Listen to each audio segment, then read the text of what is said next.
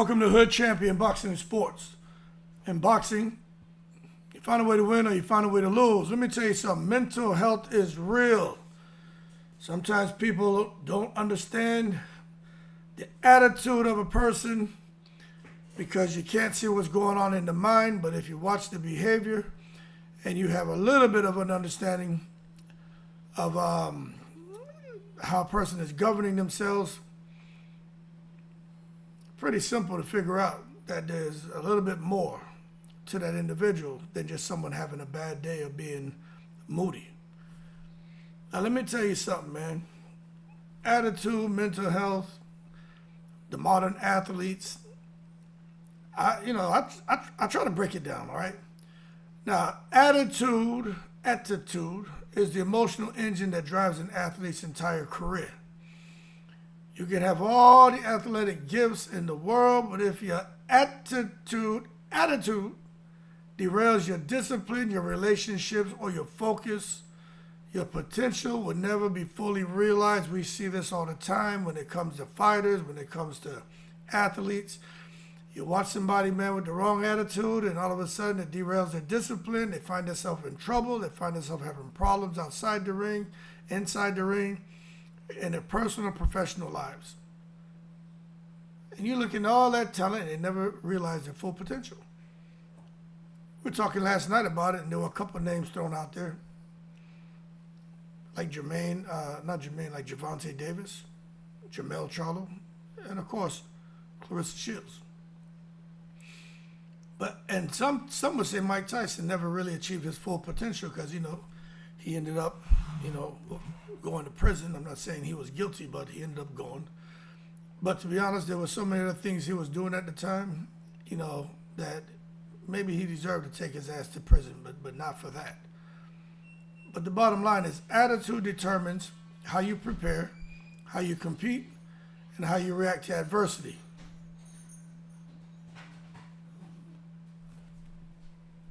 All right? And how you react to, as my son, he just came in the house. But I want to tell you this. That attitude is the invisible force that either builds champions or it destroys them.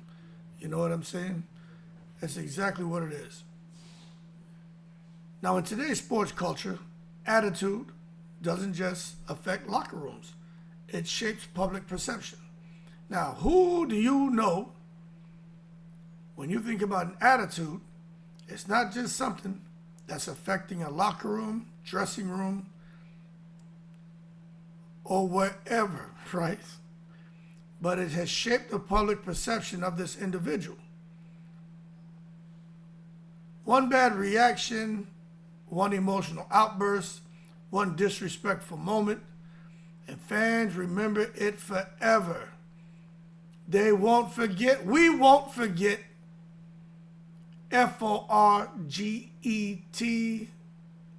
Never. And that's extremely, extremely important to understand. You can do what you want. You want to come in somebody's DMs. You want to argue. You want to disrespect legends. You want to come out here, man, and blame everyone for your situation. You can do that. But there are consequences. So be prepared to deal with that. How you react, fans will remember it forever. And even if you apologize, they still won't forget what you said or what you did. Athletes often underestimate how much attitude influences their legacy. Often, they never get to it. Matter of fact, often you'll see that the legacy they left is something that they're not proud of. You see, you can be a brilliant boxer, an elite basketball player, a world-class sprinter, but if you are consistently aggressive, rude, defensive, confrontational, or egotistical, fans eventually turn away. Plenty shit starts to stink. You don't want to deal with it. Now, Conversely, an athlete with a great attitude draws people in. They inspire confidence. They carry themselves in a way that elevates not just the sport, but everyone around them. Manny Pacquiao. This is why so many athletes with modern talent become fan favorites. Because their attitude makes them relatable, likable, respectable. Roy Jones Jr. is a good example. I met Roy Jones Jr. back when I lived out there in Florida. I was down there at his, he had a club, and I was down there at the club, little juke joint. And Roy was right there in the door. And I walked by, I'm 6 feet tall. I thought Roy was 5'11", but he must be like 5'10". But I walked by and he was there and we locked eyes and he just smiled. And I said, oh shit. I said, what's up, champ? And he dapped me up. I said, how you doing when you're fighting next? He's like, there's something, it's coming, something to work. Yeah, y'all look out, y'all look out. You know, he be talking all fast and shit. And I was like, God damn, that's Roy Jones Jr., man. But I mean, hey, maybe I shouldn't have been so shocked to see him. I was inside his club, you know what I mean? But the bottom line is, athletes with great attitudes draw people in and they inspire confidence. They carry themselves away to elevate any and everything. That's why so many athletes with moderate talent become fan favorites, because their attitude makes them relatable, likable, respectable. And you see athletes with elite skill, God-gifted talent that fans despise because their attitude makes them unrelatable, makes them not so likable, and make people not have respect for them. Now, you can take that and you can apply that to whoever you want to. But this right here is what you call a message. Now, pressure can create emotional instability in athletes. I mean, those guys and gals are operating on the world stage. They're under constant pressure. I know that. We have to be fair. Sports puts athletes under extreme, constant, difficult pressure that often they're not prepared for.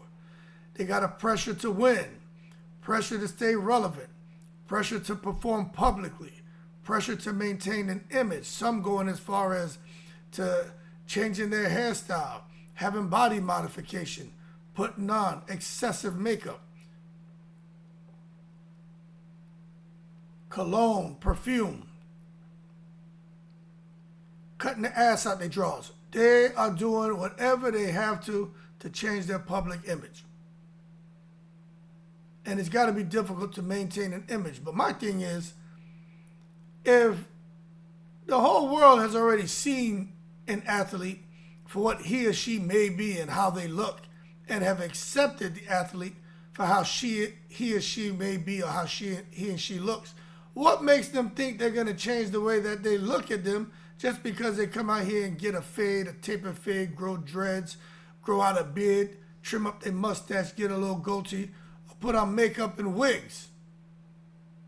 We know that's you. This ain't no hide and seek.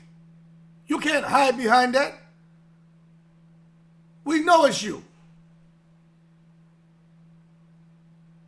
And again, I understand there's pressure from the fans. Oh, he or she looks like this. He or she smells like that. He or she can't do this. Oh my God, where'd they get those shoes from? I understand. What are those? We know it's difficult. The media can be horrible. Invite you on an interview, guy or girl, make you think they care about you. We want to hear your story. Then they start hitting you with pointed questions that's going to force you to come out and talk about shit you really shouldn't talk about, and you humiliate yourself. But they get the views, they get the clicks, and then when you're off camera, they're like, man, did you hear this, MFer? They laugh at you behind your back. There's always going to be critics. There's going to be pressure on the coaches and pressure from the coaches and pressure from the family. Some family men get fouled. They'll take to social media and they'll start spilling the beans. They'll go out there and take it to the stupid. Ain't nobody holding no horses. And then, you know, when you have pressure from past trauma and personal issues that hasn't been resolved, how about this, Mick Nicholas? Maybe some of y'all shouldn't come on camera and talk about it. Where are these athletes' PR teams? Where are the people that's supposed to care for them? Where is that community that's supposed to make sure that these guys don't want to hear it, but you tell them what they need to hear because you're trying to protect them? Hello? Somebody help, please? Because I'm telling you, it's all the way real in the battlefield when it comes to past trauma and personal issues. I told a story. I have trauma. I got bit by a dog. Yep, I sure did.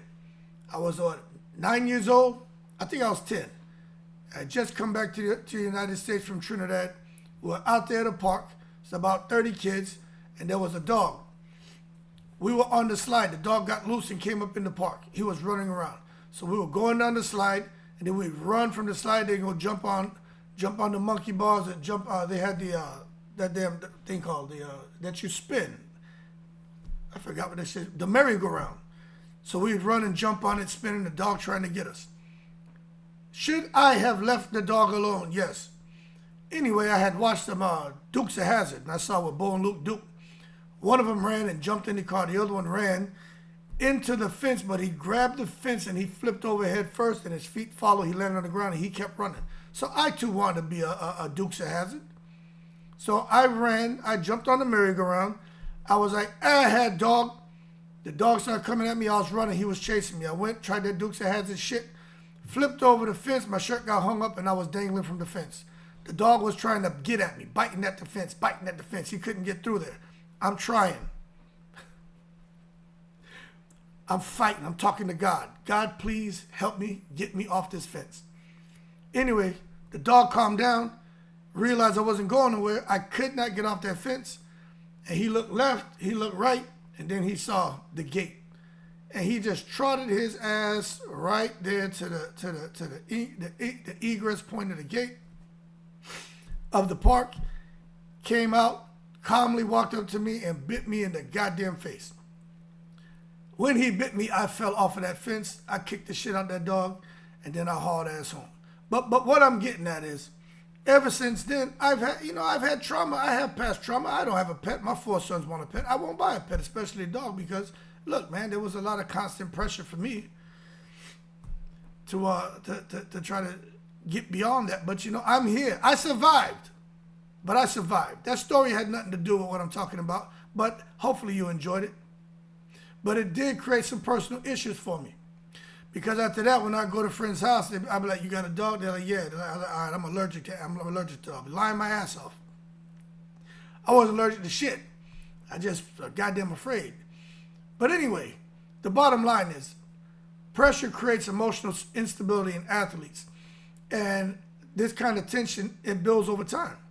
Many athletes enter their careers with unresolved emotional problems, childhood struggles, broken households, financial stress, insecurity, identity issues, or mental health conditions that went untreated. Let me tell you something. When you combine talent, pressure, trauma, and a spotlight, emotional instability becomes common. You see it in sport, you see it in entertainment, you see it everywhere.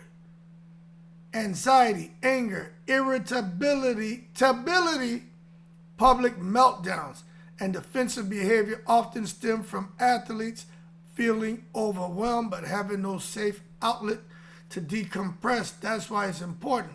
If you are here making that Wu-Tang cream, cha-ching-ching, dollar bill, y'all, take your ass to go see a psychologist, get that help, understand that you can do what you want, that's your choice, but there are consequences.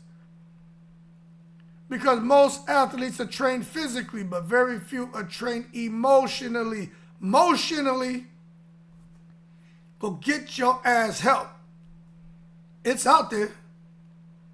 Hood champion don't want to hear them excuses. You know what I'm saying? Mental health in sports, it's a conversation that I think has taken too long.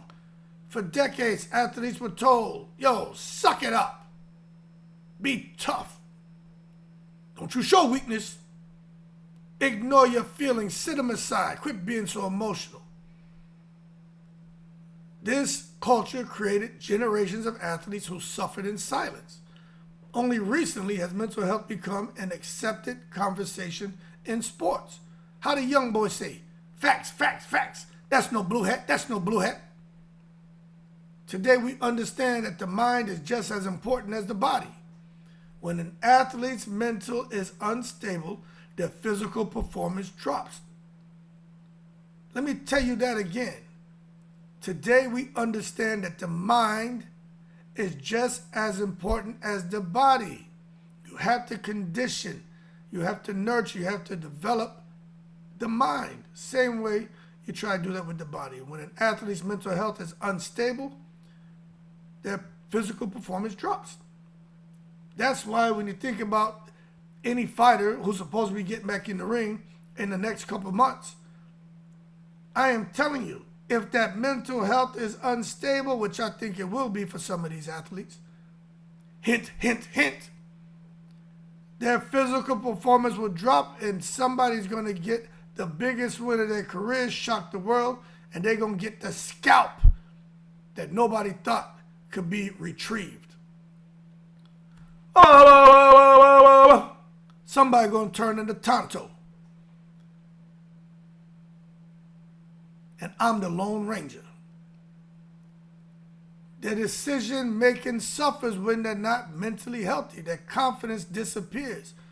They start all of a sudden trying to draw attention to things, to make them look good, to try to make them feel good, to make you believe that they're okay, but they're not. They start pointing out all kind of shit that has nothing to do with anything. Oh, look at my body. Oh, look at my this. Oh, look at my muscle. Oh, look at my hair. Oh, look at my clothes. Oh, look at my jewelry. Oh, look, just look at me. And all of a sudden, relationships crumble. Uh-oh, message. Don't want a relationship to crumble. I tell you right now, Hood Champion, man, got me a little bunk out there in the backyard. If some of these athletes in public relationships and they crumble, I will be out there in the bunker, in the foxhole, taking goddamn cover. Because shit is going to blow up. I don't want to be nowhere near it. Matter of fact, I may take a hiatus away from doing these videos. Because I ain't going to say nothing. The bottom line, when the public image deteriorates for certain athletes, they letting you know. They putting the bings on you. And whoever caused them hurt and ruined their public image and just added fuel to the fire for all the detractors and the trolls out here on social media, I feel sorry for you, whoever you may be. You're blind, son. You're blind to the fact that you're in too deep. Don't expect Hood Champion to throw you a lifeline. Hell nah. Only thing you'll see from me is asshole and elbows because I'll be running the opposite direction. You see the back of me. No way. And this is why many athletes hit a breaking point before they ever ask for help. It's the truth. But there are real athletes who improve their lives after seeking help. You know what I mean? There's nothing wrong with it. Like I said, you know, I was in group counseling for a moment. That didn't work out because it was about to be World War III up in there. Then I did a one-on-one with a psychologist, and I was able to take a couple things from there. One is, that's why I was talking about it. You can do what you want. It's your choice, but then there are consequences. But there are also positive consequences. Not everything has to be negative. And then the ego states, child, adult, and critical parent. Those two things I'll never forget. And about relationships and the honeymoon stage and all that. But the ones I talk about the most, what I just mentioned. But when you go out there and you take steps forward to get help and you share how mental health treatment changed your lives, the testimonies inspire millions. One person comes to mind right now, Mike Tyson. Look at Mike Tyson. You can still see he is what he is, but he makes every day he's working on being a better human being. And that's why a lot of people are just watching him and just appreciate Mike for trying. We know how hard it is. Mental health is real. But in the NBA, there was a guy named Kevin Love. He opened up about panic attacks and depression. After getting therapy, he said he regained emotional control and clarity. His story helped normalize mental health conversations in basketball. Naomi Osaka, tennis, took a break from tennis at the peak of her career to focus on mental well-being. She later said she became happier, healthier, and clearer about her boundaries. I felt her on that because she's biracial. She's half Japanese, half black. Me, I'm half Indian, half black, of course. You know what I'm saying? And I remember her talking about being biracial and some of her struggles. Now, I didn't go through all that. I grew up with a whole lot of love, but I had my share of haters, you know what I'm saying? And I know how society sometimes can be towards you when you're, biracial and shit. And then she out there on the grand stage, and, sometimes black people like her, black people hate her. Japanese accept her, black people don't accept her. Japanese don't accept her. So she just right there kind of in the breeze. I understand that. I've been there. Some people think you got it easy because maybe you mix or your hair, whatever, not realizing that people still see you the same way they see the ones who are hating on you. We ain't getting cut no slack. Think we got shit sweet and easy. Get out of here and don't let you have a Muslim name. That's a whole nother ball of wax. You know what I'm saying? But yeah, she came out here, man, and got the help she needed and became happier, healthier, and clearer about her boundaries, which is good. Simone Biles, the gymnastics. The gymnasts out there doing the thing, withdrew from the Olympic events due to overwhelming pressure. She said stepping back saved her mental health and allowed her to rediscover joy in gymnastics. You know what I'm saying? Then DeMar DeRozan, the NBA player, publicly admitted struggles and with depression, and his honesty opened the door for many athletes to talk openly about emotional challenges. Then you had Tyson Fury. Most of us who follow boxing know about Tyson Fury. Battled addiction, depression, suicidal thoughts. Went out there and got help, and he was able to rebuild his life, return to the ring as a heavyweight champion. Some people call it one of the greatest comebacks in sports history. But the bottom line, these examples prove one thing: mental health treatment is not weakness, it's strength. And then you've heard me talk about. I didn't get into the specifics of how I ended up going to seek treatment, but I was forced to go. But the bottom line is, even when I retired, there's a reason why I didn't go back to work. You know what I'm saying? Because I can't deal with the bullshit. You know what I mean? Plus, I don't have to. My life is all right. I'll put it to you that way. But I did think about it. But man, I'm wired a kind of way. You know what I'm saying? I can't deal with. I just struggle assimilating with people from time to time. But those little skills and those little nuggets I took from those sessions, they helped me tremendously. So I don't force anything. And I'm in a much better space now than I was before, but I still got a little bit of Sesame Street in me, you know what I mean? That's why I don't go around certain people. I don't do certain things because, it's not good for me, and I'll just leave it as that. But the one thing I just want to point out is the examples I just shared with you. It's mental health treatment. It's not weakness, and I'm telling you that from my own personal experience. It's a strength. It will help you. Everyone can benefit from talking to a qualified expert. Don't just talk to Willie from the corner and shit. Now, Willie can't help you. Oh, something wrong with you? Okay, yeah, here. Drink some of this, motherfucker. Yeah. Go ahead, hit that right there. Yeah, man, tell me how that feels. Yeah, make you feel better. I ain't forget about all your problems, man. Like, Willie, you got me out here drinking Lowenbrow. Who drinks Lowenbrow? Put that beer down and pick up this Thunderbird right here. Drink that. Nobody drinking no damn Thunderbird, that liquid crack. Get that crap out of here. Well, you do whatever you want, MF. That's why fans should be more understanding of athletes showing trauma. When an athlete shows signs of emotional trauma, certain person comes to mind. Anger issues, insecurity, defensiveness, crying in interviews, social media breakdowns, threatening physical harm on people if you do something to them. Fans often respond with mockery. That's why when you got these athletes or athlete who's out here showing signs of emotional trauma, fans ain't trying to understand you. Because most fans don't know. They just see somebody who's being complicated. They don't care, so they respond with mockery. That's why social media has certain fans, certain boxers, certain athletes who just can't get off of it. They got to go out there. They got to confront people. They got to go in their DMs. They got to go in their comment sections. But the thing is, I understand. Behind every emotional outburst is a human being dealing with stress, dealing with pain, dealing with pressure. Fans don't see the private battles, the sleepless nights, the relationship issues, the identity crisis, or the suffocating expectations placed on athletes. I've been through that. You know what I'm saying? Not as an athlete. But I've been through that. I understand. Shit ain't easy, man. That's all I'll say. Being understanding does not mean blindly supporting bad behavior. It means acknowledging that trauma doesn't disappear because someone's famous. Compassion encourages athletes to get help. Aggression only pushes them deeper into emotional chaos. But that's the same thing that goes for some of these athletes. If they show a bit of compassion, maybe that'll encourage fans to be more understanding. But when you're aggressive, it's just going to push the fans into deeper emotional chaos and more mockery, and it's just going to make the athlete miserable. So it's a delicate balancing act, and the relationship should be complementary. Although you listen to some experts, they want the fans to supplement the athlete and just be supportive. But shit, at the same time, when the athlete's coming out calling you broke ass bums, you broke, you nothing, y'all wish you were me. Look at this, look at that. Fans ain't trying to hear that shit. But there's a thin line between accountability and compassion. There's a balance between understanding and enabling. Real balance between understanding and enabling. Fans are not wrong for wanting professionalism. Important word.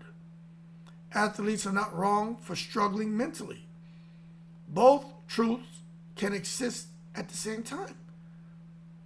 Fans can say, we want better behavior, but they don't have to say, you're worthless.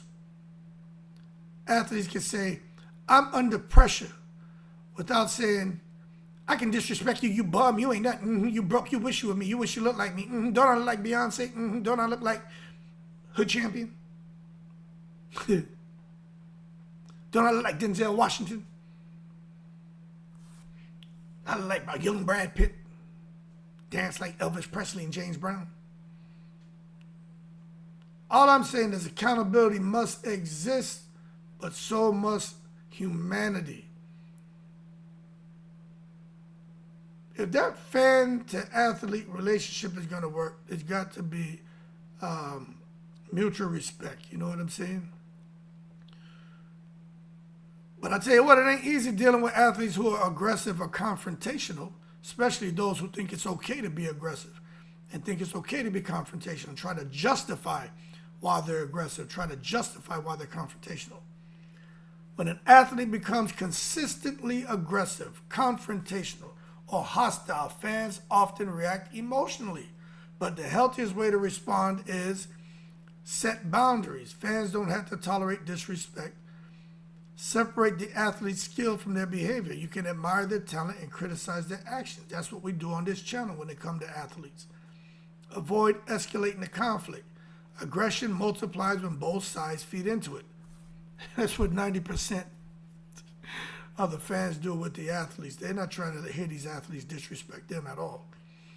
Then you got to recognize emotional triggers. Some athletes lash out because they feel attacked, cornered, or insecure. They don't like being told they're a self-proclaimed anything. That triggers them. Offer empathy without excusing bad behavior. This is the delicate balance fans must maintain. So you're probably sitting there saying, we hear you, so who's to blame? Are we blaming the fans? Are we blaming the athletes? I mean, what's going on here? The truth isn't black and white, people. It's not.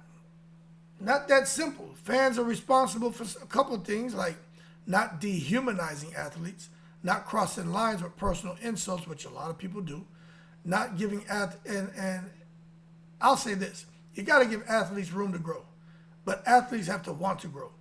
And then we as fans need to try to understand emotional trauma. I know I'm doing my best to understand it, you know what I'm saying? Because I just have an idea. But if you haven't been through it, it's going to be tough. And athletes are responsible for managing their emotions, behaving like professionals, seeking mental health support, and respecting the fans who support them. Without the fans, you are nothing. And that is a fact. You know what I'm saying? But the conflict happens when fans feel disrespected and athletes feel misunderstood, and then you have a brouhaha. You know what I mean? and you got a mash up, crash up that takes place. But bottom line, both sides contribute, both sides have responsibilities, and I think we just need to understand the bigger picture, man.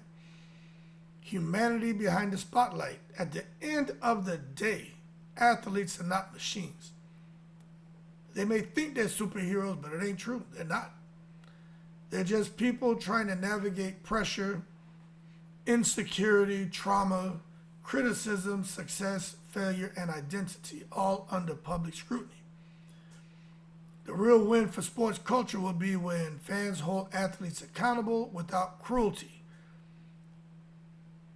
That ain't easy to do, I'll tell you that. Athletes seek help without shame. That's not easy to do either.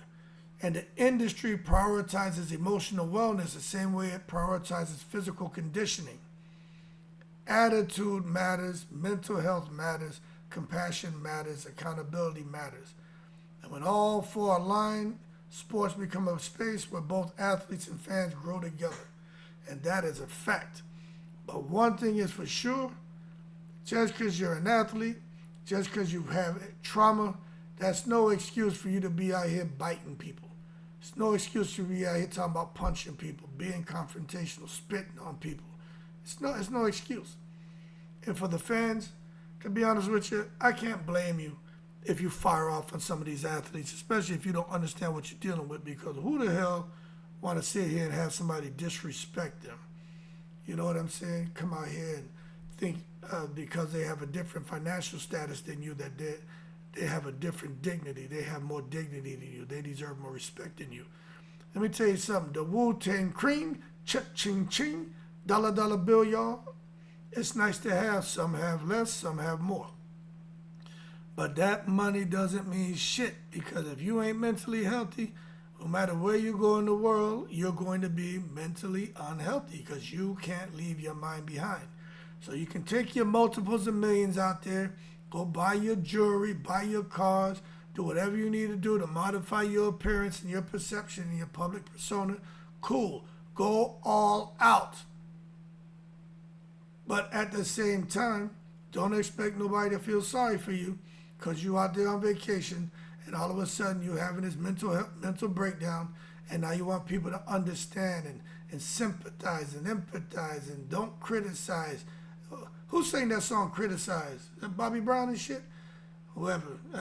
Who sang that song? Anyway, that had nothing to do with the video. But don't expect Hood Champion to be out here trying to understand you if you disrespected me, man. All I would say is go get help. Once I've done that, I think that's all the help I can give you, because nobody's going to tolerate the bullshit. You only been so far before you break. You know what I'm saying?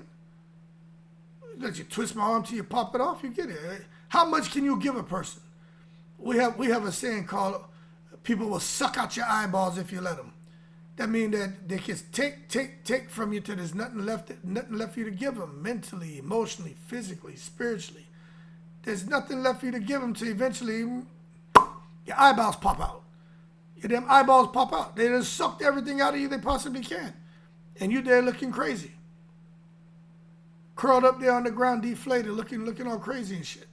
And they're going on and they're still miserable, but it took everything out of you. That's why, man, you can't let that happen. But attitude is everything. And until these athletes realize it, they're going to be in too deep, man. And, you know, for fans, if you've been through something, you can try to sympathize or empathize with the athletes. But at the end of the day, I don't care what you've been through. Nobody wants to be disrespected. Nobody wants to be around somebody negative.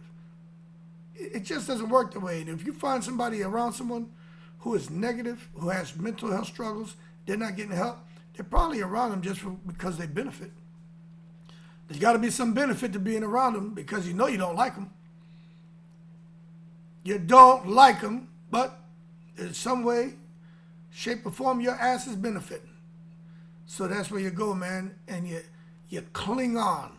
You're a parasite.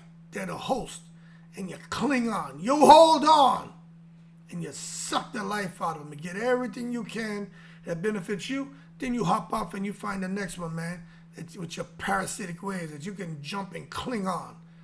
Find you another host, suck the life out of that one, and you go on to the next. But I can sit back and see the play. I can see the move. You understand? I can see what's going on here. I can see the strategy. I recognize it. But those people dealing with the trauma, they got so much other shit going on. They just want to be loved. They just want to be liked. They just want someone to tell them something nice. They just want to feel welcome. You know, they want to go where everybody knows your name.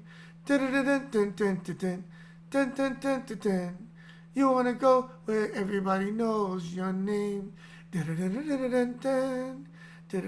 Y'all know the movie or the TV series. Cheers! But it ain't always going to be like that, because you may go somewhere and everybody may know your name, but they may be saying, uh-oh, here comes trouble. And you're tolerated, you're not welcome. There's a big difference, people, between being tolerated and being welcomed. Pretty damn simple. Anyway, time to go run, cook some food. Big fight day. Go live, check out the boxing. Y'all keep cool, man. Just understand, man, that attitude, man, that attitude is a serious, serious conversation, man. You know, you can have all the talent in the world, but if you don't have the right attitude, people can't relate to you. They're not gonna like you. They're not gonna respect you, and you're gonna have a tough time in the public's eye. You know what I'm saying? It's gonna be difficult. Anyway, mental health is real. Keep cool. I'm in the breeze.